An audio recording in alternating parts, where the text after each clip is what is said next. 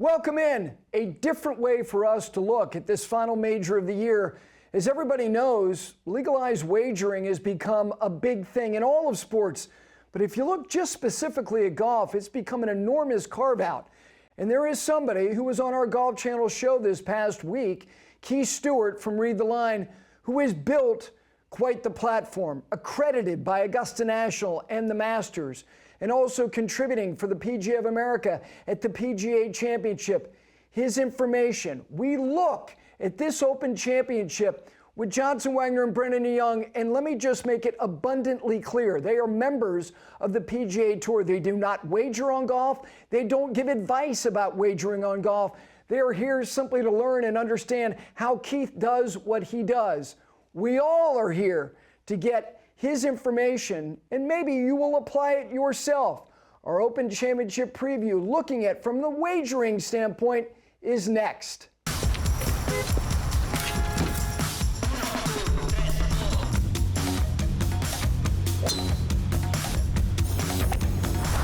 When your hands are consistent, your game can go anywhere.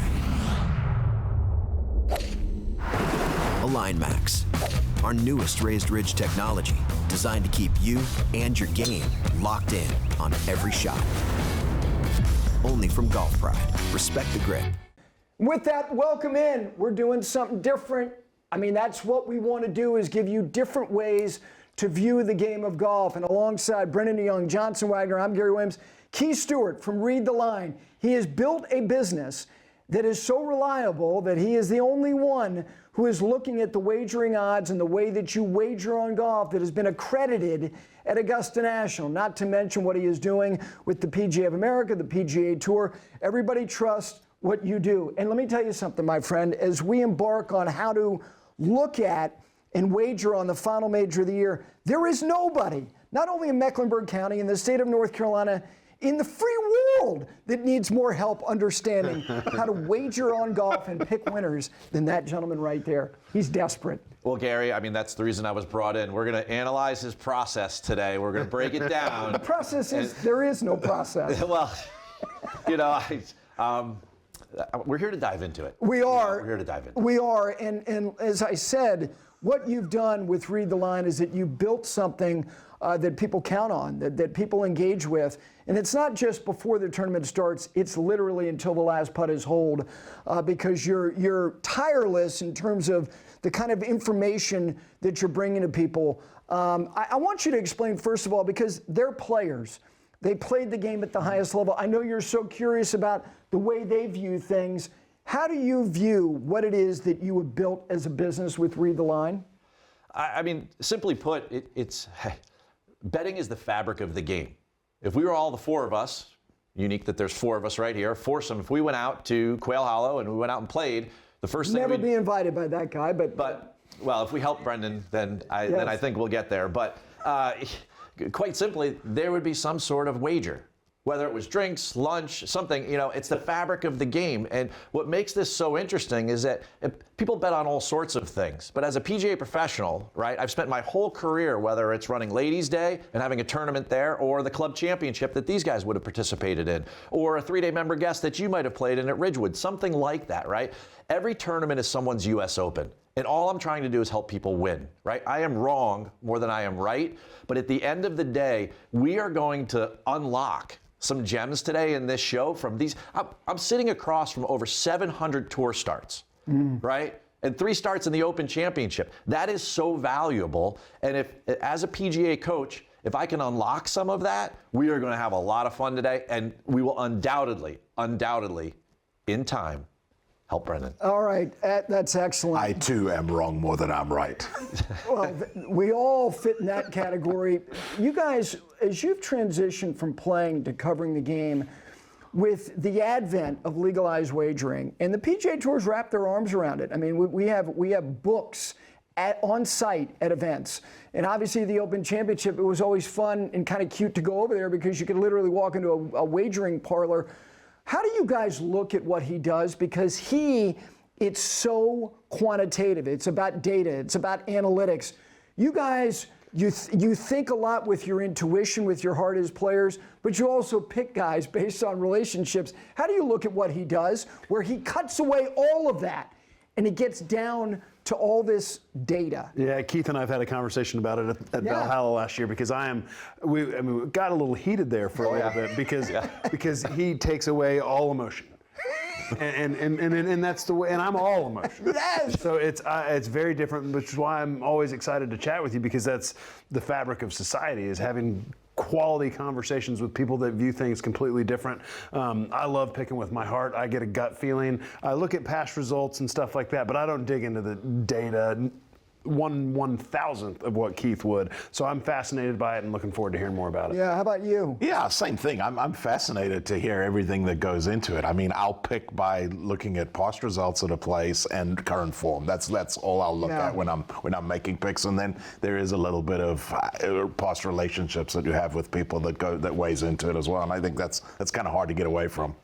Just to be clear, data also covers agronomy. It covers architecture. Yeah. It covers all of these different facets of the game that they would have prepared for, right? So, yes, do I lean on strokes gained data for horses for courses and recent form and everything? That stuff's important because it makes my job a lot more efficient. But at the end of the day, I always feel like this, that odds are like sucker pins, right? And if you start there on a Monday when the odds board is released, then you are going to get trapped. No different than a street magician taking your money, okay? I go there last. The first place I go is the golf course. If one of these two was playing for me and I was their PGA coach and I'm standing on the range, I would look at that golf course in a way. And now in the modern sense, we break it down very, very detailed. And these guys, they would use that sort of analysis of a golf course to know where to hit it and then what parts of their game to practice.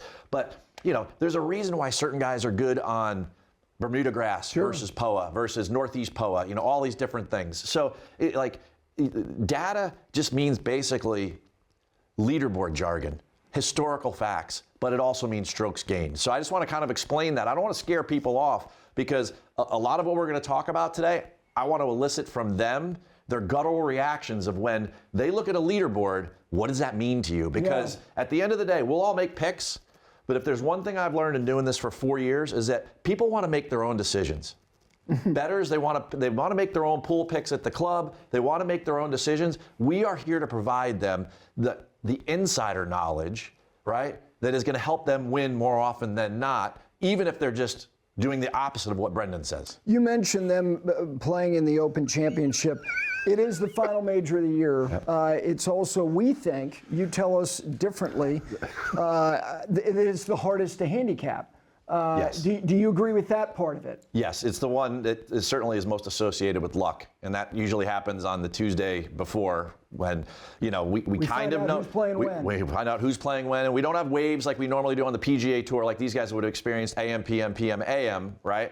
Everyone goes in one run, but at Troon last year, it was the difference on Friday afternoon. If you went in the middle and you got smoked by that weather, it was a difference of 3 strokes, and that is, as these guys would tell you, an astronomical number that you really can't get around. And at that point, it was even more like survival for those guys versus trying to win a golf tournament. So, yes, when it comes right down to it, this 4th major, right, really comes down to Mother Nature and a bit of a roll of the dice. So, as far as the draw itself, we'll know everything, like you said, on Tuesday.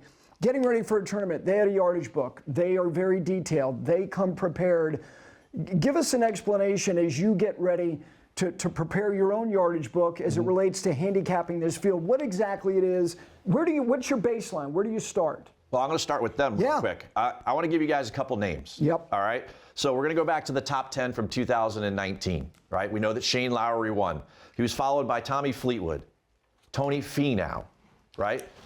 Brooks Koepka, Lee Westwood, Danny Willett, Ricky Fowler, Turl Hatton, and Bobby Mack that was his kind of launching pad day, right? When you see those names, and Johnson, you're done writing first. So when you see those names, what's one skill that pops out in your mind? What is the most predominant skill when you look at that list of names, right? Just one thing that you know that all those guys, like if you were playing against them on tour, you'd be like, and I'm playing with Lee Westwood today. What were you going to see? Iron play. They're all great iron players. Okay. Brendon? Yeah, I would have said the same thing. Ball strikers. They're all ball strikers when you look down that list. Okay, so they're all great ball strikers. And would you limit it to iron play as much as Johnson wants to kind of sit on approach? Or would you talk about off the tee too? Off the tee as well. Certainly off the tee as well. Okay. Fairly accurate drivers, good drivers of the golf ball. So right away, you know, just looking at the leaderboard, and they played under all different sorts of conditions, but over the weekend, these guys basically played together in the worst conditions, and they ended up in that spot, right? Okay, so if we're breaking down a golf tournament, and we're going to start to pick winners for next week for the 153rd version of this, right? We know we need ball strikers.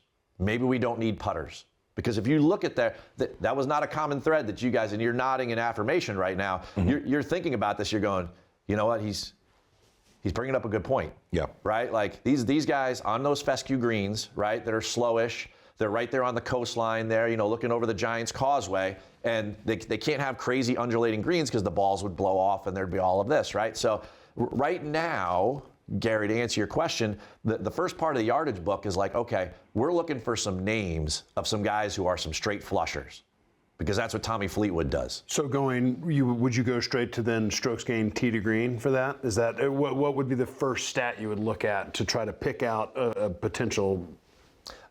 I probably wouldn't even go to a stat yet, but to answer your question directly, there is a combination stat called strokes gained ball striking, and that's the combination of off the tee and approach, just those two. It doesn't include around the green acumen or putting, right? So like, that's where these guys come in, right? I mean, I've watched the final round of 2019, you know, Fleetwood, Westwood, these poor guys kept missing putts left and right when they were trying to chase Shane down, and he had distanced himself far enough that it was going to be tough to do anyway, but like they just weren't good putters, right? So to answer your question, I would use strokes gained ball striking. If I was going to model this out in some fashion, I would look at those two, and I think that that's going to give us a grouping, right? And then we'd have to qualify that by saying, I like to use a more recent number. Some people like to go like 36 rounds deep. Well, that's 9 tournaments. That's a long time ago, right? I wouldn't go more than anywhere from 18 to 24 rounds. I'm looking at the last like month and a half of how these guys have played, and then I would come up with a chart that would then be, okay, who are the straight flushers right now? And then I would want to look at big events, right? Because I have to take gut into consideration, because their gut, or the way that Johnson refers to his gut, it really stems from the fact that when he watches a golf tournament, it elicits an emotion, right? Whether he's picked that person or not, he's going to get on the bus and he's going to go ride with this guy because he's like, man, I like what this guy's got going on right now. And those are the types of people we want to pick, right? I just tend to lean more on following up with that, like, are they doing it recently? Sure. Right. So when you say recently, look, that was 2019. A lot of these guys, you mentioned Bob McIntyre, that was his jumping off point. Yeah. And now he's coming off a tremendous performance in the last major. So naturally you're like, well, he played well there the first time around. He's in good form now. How much conviction do you have as opposed to those numbers from a year ago as opposed to 6 years ago? Because, 6 years is like a lifetime for guys who play at that level. Has the DNA of either of your games changed throughout your career? Like the things that you're good at. If you're talking like competitive career, not like 3 years into retirement. No, competitive career. Yeah. So okay. You were who you were. I was a great putter. I had a terrible short game, and I could hit my irons well. It was always the same. No matter what I did, I could make my short game just a little bit better. I could make my driver just a little bit better. My putter was always going to be my bread and butter. But yeah, no, the DNA never changed. Yeah, and that's why one summer you won 3 MGA events, right, in 2002, right? You won the 3 biggest events. You right? going into the MGA archive. Okay. Very impressive. Right? Well, Valhalla was a heated discussion, so I had to come armed, right? Where was this heated discussion? Where did this occur? Was it in the media center? No, where did you guys get into it? It was in the hotel after maybe a bourbon or two. I'm more of a whiskey guy, but we were near the Bourbon Trail, so yeah. Look, you make a very valid point. Like, who they were is who they were. Same thing. Yeah, I hit it pretty good, and I was a streaky putter. I made a bunch of birdies. Yes, that was through my career. Never changed a whole lot. So your point is, who they were 6 years ago is who they are. That's who they are. So Okay. Fleetwood is still the same Fleetwood. Now, if you look at someone, maybe Ricky Fowler, his career isn't on the same trajectory as it was in 2019, so that's your point. Yeah. But someone's going to replace him, and those are other names that we'll talk about. Yep. But the fact that Jon Rahm was T11 there, and Jon Rahm is still Jon Rahm in his prime, right, would make him a focus for me next week going into Portrush. Okay, so with respect to Rahm, because when you go to now, let's take a look at essentially what you call your scorecard, which is looking at favorites. And you tell us, favorites in terms of the odds, what is the ceiling on people that you would categorize as favorites? Probably somewhere in the ballpark of plus 2,500 or less. Okay. So that money line number, if people are watching this for the first time, and we're trying to engage a whole new audience here. Yep. The money line or the plus minus number you see, right, defines what the odds are. A positive number is a nice payout. So plus 2,500, drop the 2 zeros, and you're going to get 25 to 1. You see Scottie at plus 400, he's 4 to 1. If you go the other side, on the minus side, you're going to pay back. So if Scottie was on the final day and he was near the top of the leaderboard, and he was minus 400, he would be 1 to 4. Mm-hmm. All right, and the payout is according to that.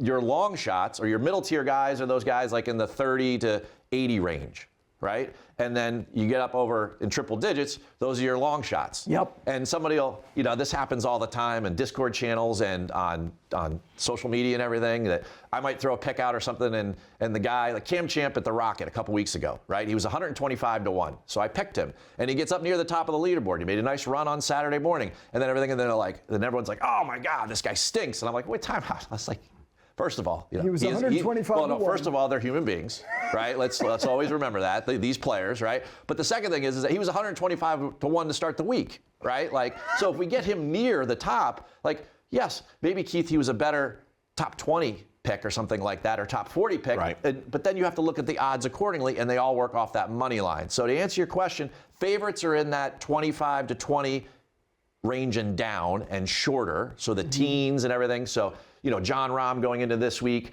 on the board, or going into Portrush is plus 1,200. So he's 12 to 1. He's the third favorite. He sits behind Mr. McIlroy and Mr. Scheffler, appropriately so. Yep. I was asking him, Keith on the Golf Channel show earlier last week, and I said, how do you bet Scheffler? Like, his odds are so short.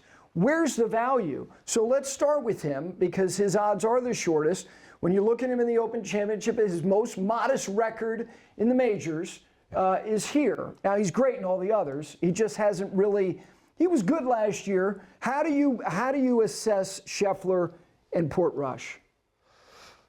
I mean, he's the elephant in the room. Yeah. He always is. He was at Oakmont. He's always going to be. Even at Oakmont, where he had his struggles, he was still there.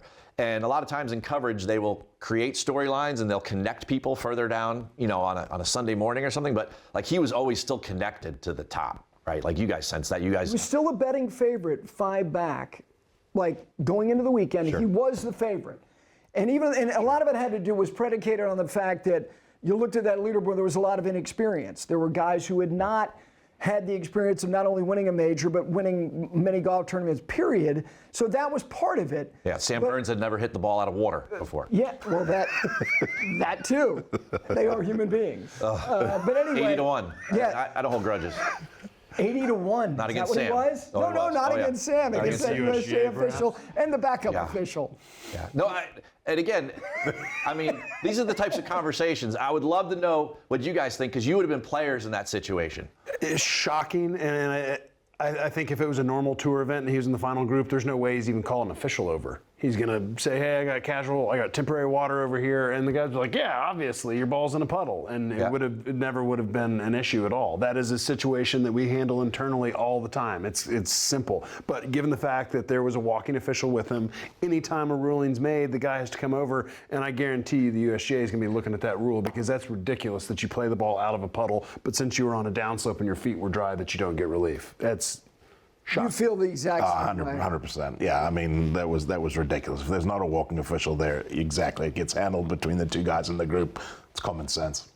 So in many ways, I've been the organizer of the tournament, right, in my career as a green grass operator. Yeah. So at any time there's been an event, there's always a decision that's made by the golf chairman and myself or the club president. It was like, do we need to go back out there? And obviously it was made by NBC and the USGA, right?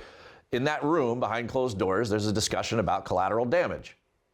Sam Burns was collateral damage that day, in my mind, right? It could have been anybody. Yeah. But it was most likely going to be Adam and Sam because they had the most holes to play, under the worst conditions, right? The conditions weren't the caliber that they should have been for U.S. Open, and that's what they're alluding to. Unfortunately, it didn't work out, And hey, don't get me wrong. What J.J. Spawn did, what Bobby Mack did that afternoon was phenomenal, and it was incredible theater, and we'll never remember all of that. But should they have been playing on a saturated golf course, right? As opposed to finishing on Monday, the cost to the USGA, the cost to NBC to not get finished on Sunday is massive. So I think had it been Saturday, I think they would not have gone back out when they did. Yeah. But I mean, finishing a golf tournament, especially a major, on Sunday in that primetime window is huge. Scheffler was finishing late. He was still among the favorites because everybody believes. It's interesting. Explain to us, like the public money and the sharp money. It seems like Scottie Scheffler, everybody is on him because the odds remain short no matter what time of the event it is. Before the event, he is a prohibitive favorite. If he is anywhere near the lead, he remains a favorite. Because he's the biggest liability. Okay. So at the start of the week, right before lock, the event goes out and then becomes live betting and it switches over. I'll get reports from all the different operators, the FanDuels and the DraftKings of the world, and he is always the number one liability, meaning the most money is bet on him. And if someone comes to me who doesn't know anything about betting on golf and they're like, hey, I'm going to bet on the Masters, I say, all right, bet Scottie. You're going to get 4 days of fun. He'll be there in the end, and then there's a good chance you probably win. And if you don't, it'll be a good story. But I'm going to come back to them with Sepp Straka at 80-1. No, they're not going to want to listen to that, right? Yeah. Scottie is like Tiger was back in the day, and he's not quite to that level yet that Tiger was, and this is before the days of, mainstream golf betting. But Scottie's pretty much getting there, and when you notice things like, more than you think. When you start to notice that Scottie sits and he's still the prohibitive favorite and he's pretty far back, and what adds to that, right? Anybody see the Olympics? What happened there? No question. They don't, because you talk about sharp money and regular money. Regular money, all of us, maybe we put $50 on Scottie, right? Someone's putting a lot of money on Scottie, right, as the favorite, and they have to be careful about that. Okay, so take us through, because we like Rahm a lot. We all think Rory's in the mix. How do you bet those three for the Open Championship? What would you tell the audience in terms of the way that they should approach Scheffler, McIlroy, and Rahm? Well, at the top of the board, the odds would dictate that you had to pick one. Okay. Right, because of the return, right? Because all three of those guys are under 12-1. So just simple math. If you bet all three and Scottie won, right, you're only going to get one net unit on return, right? Because he's 4-1, 7-1, 12-1. Yep. And golf bettors like the 4-day lottery. We like a little bit bigger number at the end of the day. Now, you can be very conservative in doing that, and a lot of sharp people will do that with a lot of money. But I would say, okay, Brendon, where would you be leaning out of those three? Rahm. And why? Previous record at the Open. He's played well the last, 3 of the last 4 years. He's been inside the top 10. Does he qualify, go back to the beginning of this conversation, does he qualify as a straight flusher in your mind? Yeah, very much so. Right? Yep. So now you start to see how my mind works, right? When I look at a golf tournament, I am using my gut at times, but I'm really just thinking about the fact, what skills do these guys really need to be good at? And we keep data or records of all this stuff, right? What are the hardest holes at Portrush, Johnson or Brendon? 15 was the hardest, 15, 18. Which are what? Par what? Fours. Par fours. Right? Generally speaking, in any tournament that you won 3 of them, right? You played the par 4s really good that week. Probably, right? Everyone scores on the 5s, survives the 3s, and then you separate or differentiate from the field on the par 4s, right? Is Rahm a good par 4 player? I would guess so. Yeah, no, he is. He's very good. Let me go back to you asking him about why Rahm. I don't know. It was almost like he was having to take the SAT test again. The look on his face, like, you're asking me to validate my picks. Have you looked at my picks this year? I've never seen him more uncertain about anything in his life than answering your question about Rahm. It was almost like there was no right answer. Yes, sir. Wait a second. You teed it up. You tell me. In America, in a President's Cup, with Ernie Els as your partner, and you're more nervous trying to figure out why Well, it Rahm's seemed going to like win the Much tournament. more. Much more. Not even close. I mean, we need to gauge, where would you go with those three? Would you go with Out of Rahm? those three, I'd go with Scheffler. Yeah. I mean, it makes perfect sense, right? And it goes back to your question, then how do we bet Scottie, right? And there's basically there's like 4 different ways you can do it, right? You would never, at that small number, at a full field event, you would never bet him pre-tournament. There's too many holes left to play. Yeah. Right? Because his number will probably be right around even, so like plus 100 or something like that come Sunday morning, and that would be the time to do it to make money with 18 holes to go. Yeah. There's just way too many variables, especially with the weather over there in Portrush and the wind, and God knows what could happen, right? I mean, Scottie's he's in all of his Open Championships, he's never gained with the putter. Right? We've already established you just need to be, this might be a good fit for him because He's having his best putting season. He's having his best putting season, but if that's truly his weakness, and ball striking is what got Westwood and Fleetwood and Shane to the top of the, the top of the podium up there, then for sure. So I mean, Scottie. So I would, if I was Johnson, I would pump the brakes on Wednesday, and I wouldn't bet Scottie yet. I'd probably bet him low American. Yep. Right? Because I want to start to create a little compounding interest, I like to call it. Right now, he's got to beat like a third of the field, maybe 40% of the field. I probably might bet him to be the second round leader, the third round leader. Great players we've learned through Tiger kind of work their way into a tournament. And then by Sunday night or Saturday afternoon, you're like, oh, here he comes, right? It happens all the time, right? So when Scottie played Muirfield Village, he started the week, he was plus 275.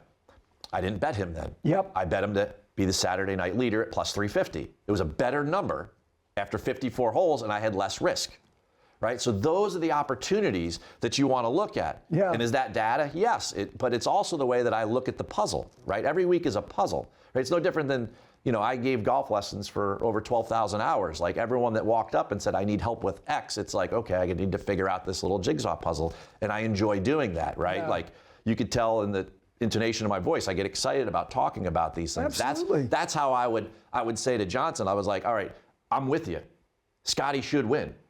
He's the favorite, and he's great in everything, right? And he just wins, right? He closes. But maybe that's how I would tackle it. So do you have a kind of an algorithm for when you would normally pick him to win? Whether it gets to a certain odds level or deficit in terms of him in relation to where the leader is? What is kind of your sweet spot to bet him to win? So the 4 of us are driving down a highway in New Jersey to go play Pine Valley, and his number, what a day. And his number live in the tournament hits 10-1, Scottie, and he's not hurting anyway. We pull the car over, and I bet him.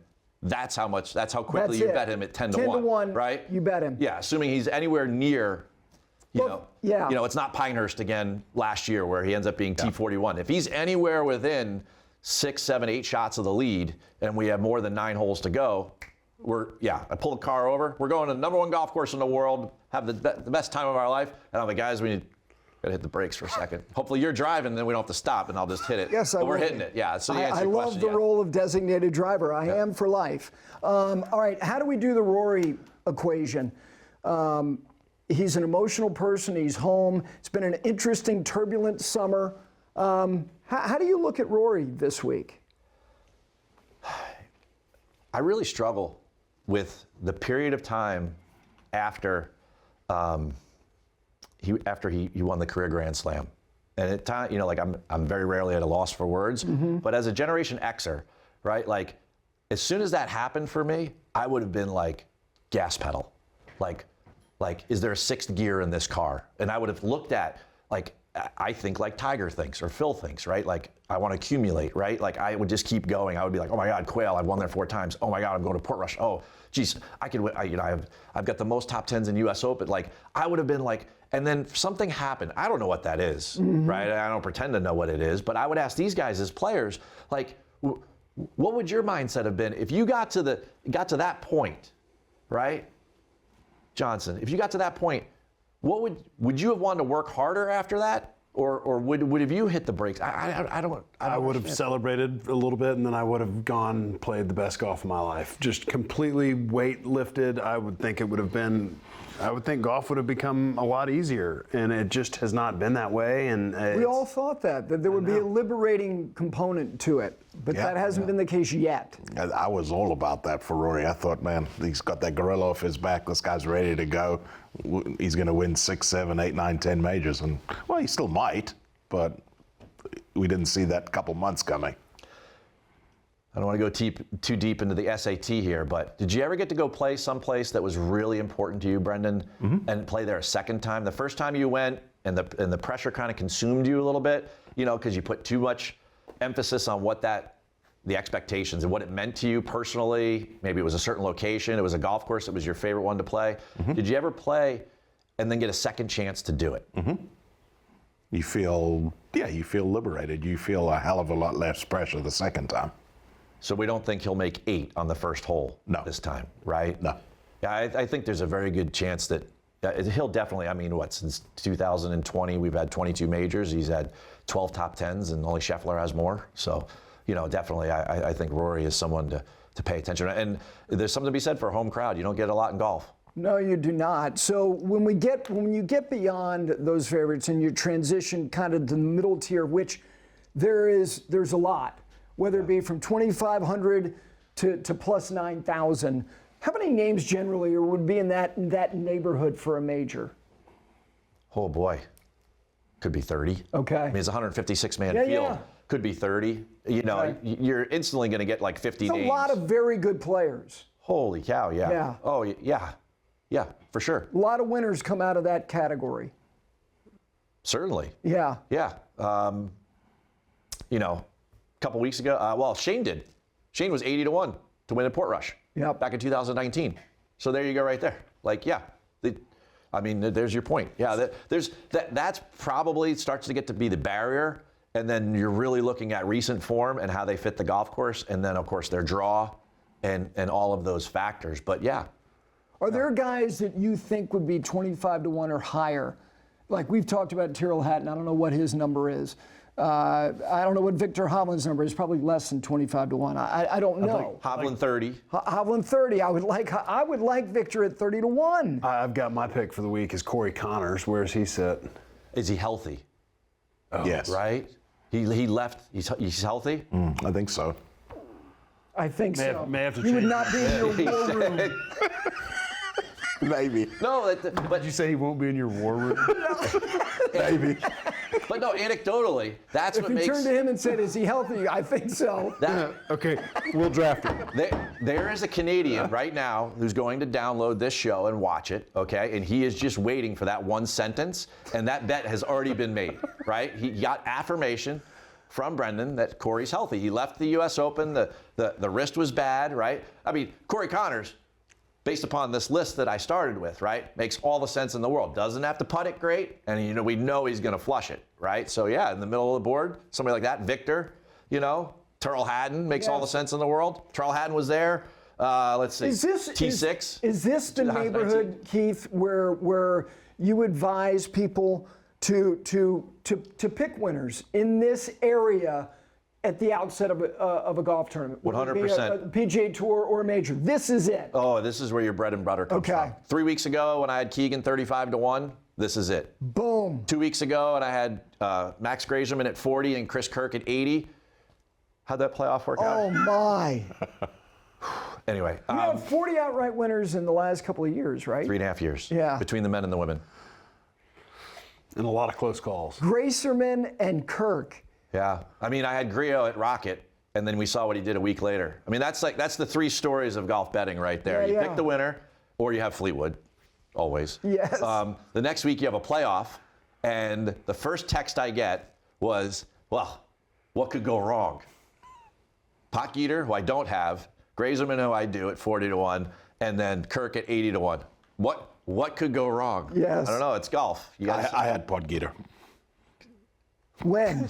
That week? No, I had him Mexico. Oh, yes. Oh, there you go. Yes, See, you so did. you feel my pain, but yeah, this is your bread and butter. This is Okay. where throughout the course of the season you're going to get players that sit in there like a Hovland, like a Hatton, like a Cantley, right? These guys that are kind of, and these are your buy high situations where you know that these guys are out just like me. I mean, a big part of what I do at Read the Line that we haven't touched upon is that I go to the golf course. That's how I've met these guys. Yep. And they're nice enough to remember my name. So let's ask you the question I'm sure you get asked as much as any, I would think.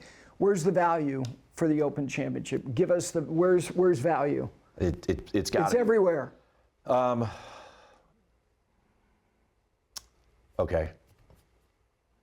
Just looked real quick at the board. Yeah. I've got Xander Schauffele, Tommy Fleetwood, and Colin Morikawa. 3 very popular names. They all sit at the same number. Who do you bet? Fleetwood.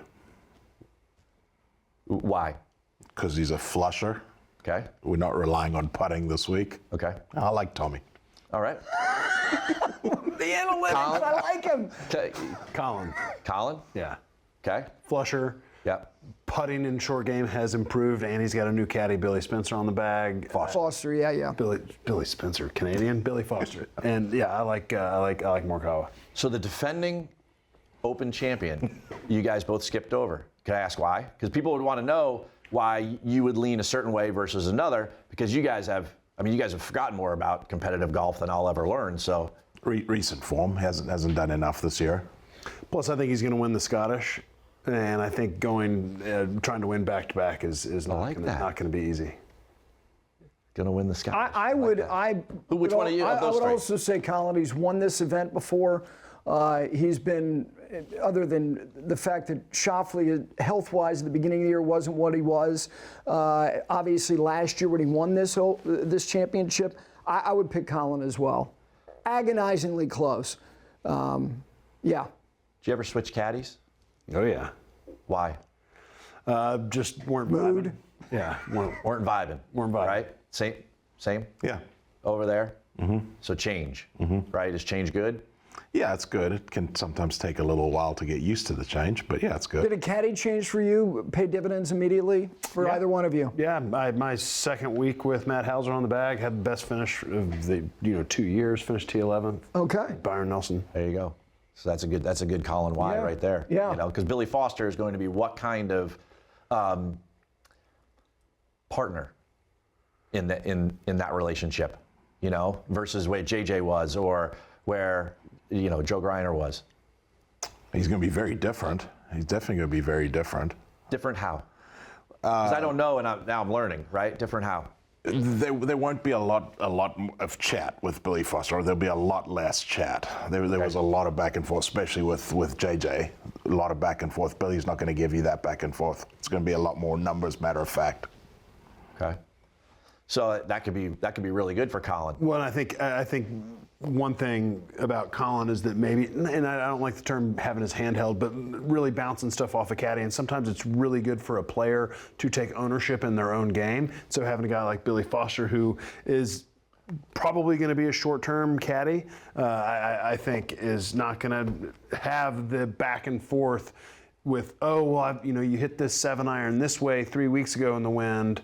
What do you think about the 7-iron here in this similar situation? He's going to be like, I think it's going to be much more on Colin Morikawa, which I think is going to be big for him, given his struggles with the media and people calling him a little bit soft in ways. Yep. I think this is going to toughen him up this week, these 2 weeks. On a real quick question, sorry. Mm-hmm. On a scale of 1 to 10, right? How surprised are you, 10 being the most surprised, that Colin on this ball striking run hasn't won at least once? Shocked. I'm a 10. Yeah. Similar? Yeah. Right, I would sit there. You would sit at a 10. Of course. Yeah. Right? I mean, he's that talented. I don't think it's going away. And he's certainly found his DNA again. The iron game is spot on for sure. Yeah, he's a flusher. So who would you lean into of those 3 that you posed to us? I'd go with Xander. You would? I would go with Xander. Okay. Yeah, just because he's closed recently. Okay. I mean, Tommy for the. It's been a year. I mean, as opposed to October 2023 with the Zozo or never. Fair, right? That's fair. Right? Well, Fleetwood's closed plenty of times on the DP World Tour. That's true. 5 or 6, right? Yeah, maybe like maybe that. 7. I think it's 7. 7. Yeah. Good wins. He's always played great in a Ryder Cup, which has to be the highest level of pressure. I'm not trying to pick on. Plus, I like him. So before we get to who we all like and who you like, some wild bets, give us some long shots. We make fun of each other describing who we think is a dark horse when they really aren't. Give me some Open Championship dark horses or off the board things that you like. May I? Yeah, go. And your definition of dark horse was over 80 to 1 or not? Yeah, it's something like that. Sure. So I think that's exactly where we have gotten off on our dark horse picks, and I would think a couple of dark horses to have won the Open would be Ben Curtis, Of course. Todd Hamilton, Yes. Darren Clark. Darren Clark. I mean, it's not that often that you get. What was Louis Oosthuizen in 2010? He had to Ooh, be I don't down know, the but I board. can tell you Brian Harmon was 150. Okay. That's 150. Okay. All right. Yeah, and he won by what? 5 or? Yeah, at least. Yeah. Yeah. Okay. Yeah. So I mean, and a lot of that goes back to the original question: like, do the planets align that you get the best weather and you're playing well? You know, that really helps out. But you know, further down the board, I mean, a lot of times for those guys, I need some sort of connection, either to the golf course, to the region, or some sort of intrinsic motivation that is like really firing them up. Like, it doesn't surprise me that every time I turn on the Golf Channel, like Patrick Reed is playing somewhere. Yes. He desires to be on that Ryder Cup team, right? So he's trying to do everything he can to be prepared for these majors because he knows that's his only way in. Guest, he's not getting on the Ryder Well, Cup team. I understand that, but if a guy further down the board is motivated in some way, Yeah. you know, No, I get that's it. what I would be generally looking for. In a major championship like this, on a test like a Harry Colt test like Portrush, I mean, I don't know. That it seems like a stretch to me, but I mean, I'm wrong more than I'm right. And Brian Harmon could easily walk through that door. Yeah, but you've been right a lot more than everybody else who does what you do. I mentioned some names, like I mentioned the name Harry Hall, because statistically, he's having an outrageous year. He doesn't like it for reasons that are intensely personal. Wow. Someone like Aaron Rai, again, another guy who's won the Scottish Open, good player. As far as, you know, going over there, he's played well in the Scottish, having won it, also another top 5. How do you look at guys like that? I mean, Aaron Rai is a great choice. When he won the Scottish, he won it in the fall because it was COVID year, right? So he had like really bad conditions, like the year Xander won, but in July. But all those other July ones, you know, so this week at the Genesis, that's a birdie fest, essentially, to those guys. You know, you can't create golf courses over there that are too hard because of the elements. If you do, then you embarrass people. Like, you just can't finish playing golf. So if it's calm, you end up in a situation where guys can go crazy or whatever. Aaron Rai, I love the fact that he won on the PGA Tour, right? He sealed the deal there. I think he can definitely get in contention. Can he stare down Scottie Scheffler? I don't know. But when you have those guys that are at that large number and you feel that strongly about them, bet them top 20. You're going to get you're going to get a big number there, 5, 6, 7 to 1, right? And that's a good winning bet. Always remember this. Betting on anything, it's not about winning. It's about winning money.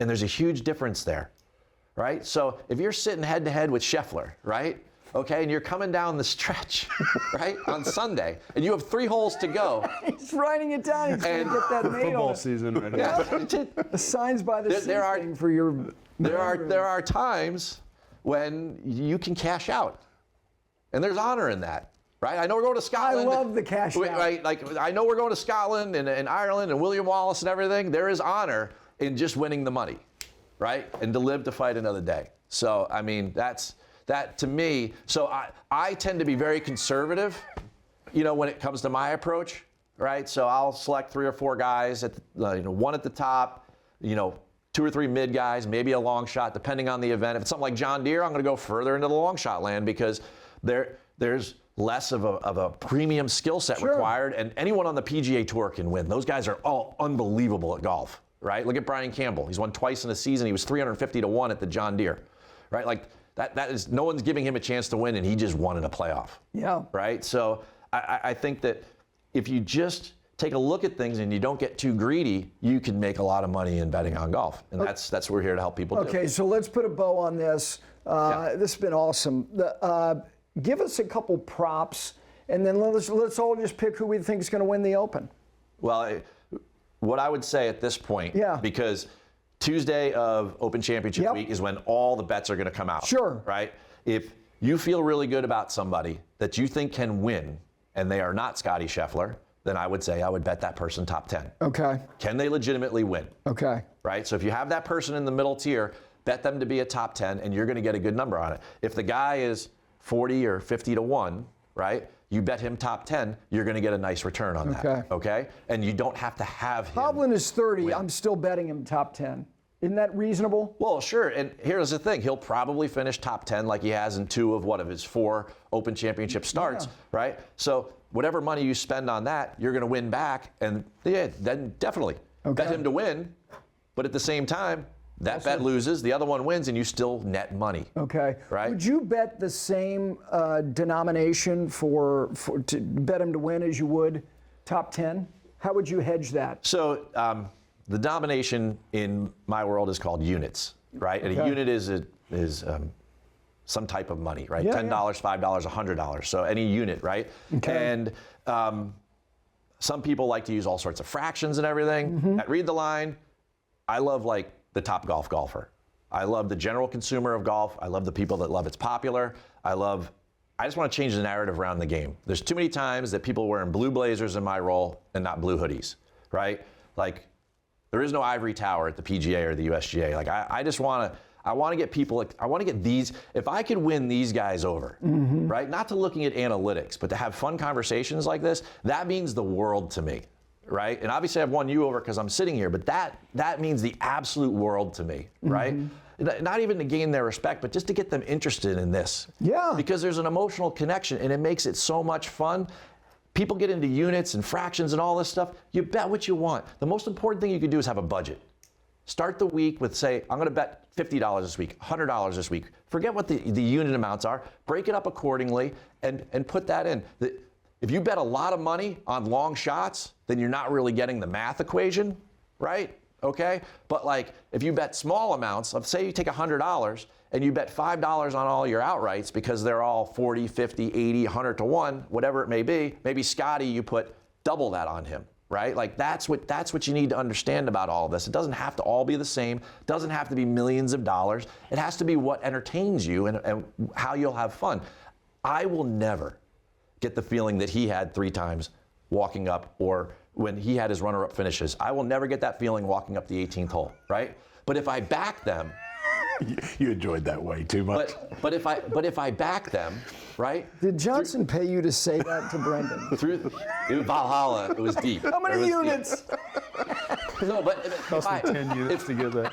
If we back them and we're watching, right? We're connected to those guys. We love that, right? And at the end of the day, it's not about strokes gained. It's about the players. When somebody picks somebody for their daily fantasy or for anything or a long shot or anything, they are using their gut and their heart to a certain extent, right? And it's no different than, you know, myself and the backroom kids at the club, like doing a pool for the club championship or something like that. It's just meant to be fun and entertain us and give us a greater connection to the game that you personify, that all of you ooze with every ounce of your careers, right? And you know, that's to me, it's not about units and everything. It's about, can I make it a connection with somebody? And when they win, you know, or when you're Tommy and that scene of Tommy putting his head down like that and you had back Tommy, you know what I mean? You feel for Tommy, right? And that is the essence of golf. Well, that's why you're here, and that's why you're going to be here more, because it is, at the end of the day, like you said, what did you say? You don't just want to win, you want to win money. That's it. It's not about winning. It's about winning money. Yes! I love this. Looking forward to doing a lot more. Again, Keith Stewart from Read the Line. Thank you to Johnson Wagner, Brendon DeYoung. I'm Gary Williams. Again, this Open Championship wagering preview right here on 5 Clubs. Enjoy all of it.